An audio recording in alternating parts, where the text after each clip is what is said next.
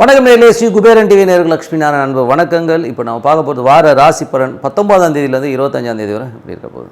சிம்மராசி. சிம்மராசிக்கு எப்படி இருக்குன்னு பார்ப்போம். சிம்மராசிக்கு வந்து உங்களது ராசி அது 5ல் இருக்கும்பொழுது நல்ல விஷயங்கள், நல்ல மாற்றங்கள்லாம் இருக்கும். குழந்தைகள் விஷயங்கள் நிறைய குழப்பங்கள் இருக்கும். ஏன்னா வந்து 5ல் வந்து 3 கிரகங்கள் சுக்கிரன், புதன் மற்றும் சூரியன் இருக்கும்போது அந்த மாதிரி சின்ன சின்ன குழப்பங்கள் இருக்கிறதுக்கான, கொஞ்சம் என்ன டெசிஷன் எடுக்கிறதுன்னு தெரியாமல் ஒரு குழப்பங்கள்லாம் இருக்கிறதுக்கான வாய்ப்பு. கலைஞர்களுக்கும் நிறைய குழப்பங்கள் இருக்கும். எந்த வாய்ப்பை எடுக்கிறது அப்படிங்கிற மாதிரி விஷயங்களும் கண்டிப்பாக இருக்குங்க. 2ஆம் அதிபதி 5ல் இருக்கும்போது குடும்பம் சார்ந்த விஷயங்கள் ரொம்ப சிறப்பாக இருக்கும். நல்ல விஷயங்கள், நல்ல மாற்றங்கள்லாம் இருக்கும்.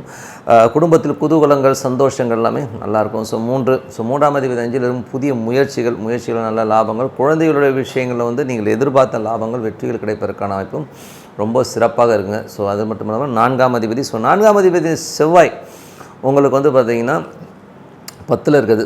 12ஆம் அதிபதி வந்து உங்களுக்கு வந்து என்ன பிரச்சனைனா 4, 12 வீடு சம்மந்தமான விஷயங்கள் வந்து கொஞ்சம் விரயங்கள் ஏற்படுவதற்கான வாய்ப்பு இருக்குது. அப்பா சம்மந்தமான விஷயங்கள் ஒரு பிடிவாத நோக்கு இருக்கும். அப்பா கிட்ட பேசும்போது அவர் கொஞ்சம் பிடிவாதமாக பேசுகிறது, இந்த மாதிரி விஷயங்கள்லாம் இருக்கிறதுக்கான வாய்ப்பு இருக்குது. அது வக்கரம்ன்றனாலே என்ன தெரியுங்களா, பிடிவாதம் தான், வேறு ஒன்றும் இல்லை. நான் இப்படி தான் இருப்பேன் அப்படின்னு சொல்லி பிடிவாதம் பிடிக்கிறது தான்.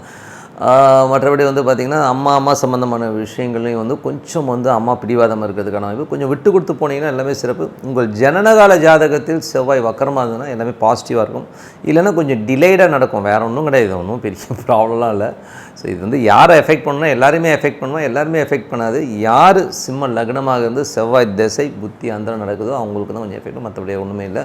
5ஆம் அதிபதி. 5ஆம் அதிபதினா குருக்கு வந்து 5ல் வந்து நிறைய கிரகங்கள், 3 கொஞ்சம் குழந்தைகள் விஷயங்களாக இருக்கணும். கலைஞர்களும் கொஞ்சம் ஒரு ஸ்ட்ரெஸ் இருக்கிறதுக்கான வாய்ப்புகளும் கொஞ்சம் பார்த்து நடந்துக்கணும். 6ல் வந்து சனி வந்து பார்த்திங்கன்னா வேலை சம்மந்தமான விஷயங்கள் நல்ல க்ரோத் இருக்கும். ஒரு பெரிய லெவலில் க்ரோத் வந்து ஒரு லெவலில் செட்டில் ஆகிறதுக்கான வாய்ப்புலாம் ரொம்ப நல்லா இருக்குங்க. 6ல் உள்ள கிரகம் வந்து சனியாக இருக்க கொண்டு பகைவர்கள் எல்லாம் தகர்க்கப்படுவார்கள். உங்களுக்கு போட்டிகளெல்லாம் வந்து வெற்றி பெறுவதற்கான வாய்ப்புலாம் ரொம்ப நல்லா இருக்குது. அதெல்லாமே பெரிய ப்ளஸ் தான். வேலையில் வந்து நீங்கள் ஒரு கிங்காக நடக்கிறதுக்கான வாய்ப்பும் நல்லாவே இருக்குங்க. 7ஆம் அதிபதி 6ல் இருக்கும்போது கணவன் மனைவி உறவில் வந்து நிறைய ஒரு டென்ஷன்ஸ் வரும். ஏன்னா அந்த 7ஆம் அதிபதி 6ல் இருந்தாலே வந்து என்னென்னா கொஞ்சம் டிஃப்ரென்ஸ் ஆஃப் ஒப்பீனியன் நிறைய வர்றதுக்கான வாய்ப்பு இருக்குது. கொஞ்சம் கருத்து மோதல்கள் அப்பப்போ சின்ன விஷயங்கள் எல்லார் வீட்லையும் நடக்கிறதான்னு ஒன்றும் பெருசாக இல்லை. பட் யாரை மேஜராக பாதிக்கும்னா சிம்ம லக்னமாக இருந்து சனி திசை புத்தி அந்தரம் நடக்கிறவங்களுக்கு மட்டும்தான் பாதிக்கும். எல்லோரும் வந்து அதை போட்டு குழப்பிக்க வேணாங்கிறது தான் உண்மையான விஷயம். அதுக்கப்புறம் பார்க்கும்போது 8ஆம் அதிபதி. 8ல் வந்து குரு ஆட்சி பலத்தோடு இருக்கும்பொழுது எதிரிகளுடைய வலு.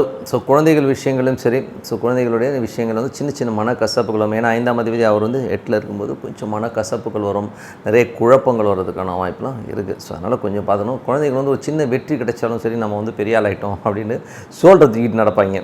அதெல்லாம் வந்து நடக்கும். அதனால் வந்து குழந்தைங்களெல்லாம் வந்து ரொம்ப நீங்கள் ஏற்படுத்திக்கூடாது. ஏன்னா வந்து நீங்கள் என்ன நினைப்பீங்க, என் புள்ள எப்படி தான் இன்ஜினியர் டாக்டர்னு என்னென்னவோ கனவெல்லாம் கண்டுட்ருப்பீங்க.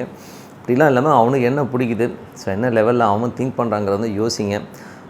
தவறான விஷயத்துக்கு பசங்க போகிறாங்கன்னா புள்ளையில் 2 அறை போட்டு திருத்துறது தப்பு கிடையாது. ஐயோ பிள்ளையெல்லாம் அடிக்க மாட்டேங்க, பாவங்க என் பிள்ளை அப்படின்னா அப்படிலாம் கிடையாதுங்க. ஒரு சில விஷயங்களும் கண்டிக்கும் போது கண்டித்து தான் ஆகணும். ஏன்னா நம்ம வந்து நம்ம பிள்ளை தான் இல்லைன்னு சொல்லலை. பட் தப்பு செஞ்சால் அது பிள்ளையாக இருந்தாலும் யாராக இருந்தாலும் வந்து தப்பு தான். அதை வந்து நீங்கள் மைண்டில் வச்சுக்கோங்க. என்னங்க இப்படிலாம் சொல்கிறீங்கன்னா, இல்லை அது மாதிரி ஒரு விஷயங்கள் இருக்கனால கொஞ்சம் பார்த்து நடந்துக்குங்க. ஓகே. 9ல் வந்து ராகு. 9ல் ராகு வந்து வெளிநாடு சார்ந்த விஷயங்கள் ரொம்ப சிறப்பாக இருக்கும். அப்பா வந்து கொஞ்சம் அரகண்டாக பேசுவார். போடா அப்படிங்கன்னு ஒரு மாதிரி பேசுறதுக்கான வாய்ப்பு இருக்குது. அதே நேரத்தில் செவ்வாய் வக்கரமாக இருக்கும்போது கொஞ்சம் அரகன்சி, பிடிச்ச பிடியிலே நிற்கிறது, இந்த மாதிரி விஷயங்கள்லாம் இருக்கும். அதனால் கொஞ்சம் பார்த்து நடந்துக்கிறது ரொம்ப நல்லது. தொழில் ரீதியான விஷயங்கள் நல்ல லாபங்கள் இருந்தாலும் கொஞ்சம் தொழிலில் வந்து கவனம் தேவை.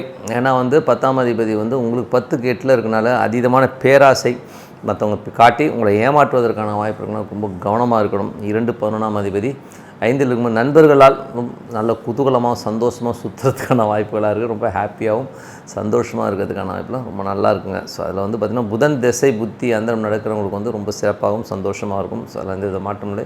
நல்ல விஷயங்கள், நல்ல மாற்றங்கள்லாம் இருக்குது. நம்மளை பொறுத்தவரை நம்ம சொல்கிறது ஒரே ஒரு விஷயந்தான், பிரார்த்தனை பண்ணுங்கள். மனதார வந்து இறைவனை ஒன்றி பிரார்த்தனை பண்ணணும். இதுக்காக வந்து டெய்லி வந்து படத்தெல்லாம் துடைச்சிக்கிட்டு பொட்டெல்லாம் வச்சுக்கிட்டு எல்லாம் வத்தியெல்லாம் ஏற்றிக்கிட்டு சூடெல்லாம் காட்டியெல்லாம் பண்ணிங்கன்னா ரொம்ப லேட் ஆகும். அந்த மாதிரிலாம் இல்லாமல் சிம்பிளாக ஒரு விளக்கு ஏற்றி ஒரு வத்தியை ஏற்றி வச்சுட்டு ஒரு 5 நிமிஷம் சாமி கும்பிட்டு நேராக தனிமையில் உட்காந்து டிஸ்டர்பன்ஸ் இல்லாமல் நல்லா கொஞ்சம் ஒன்று ஏர்லி மார்னிங் எழுந்திரிங்க.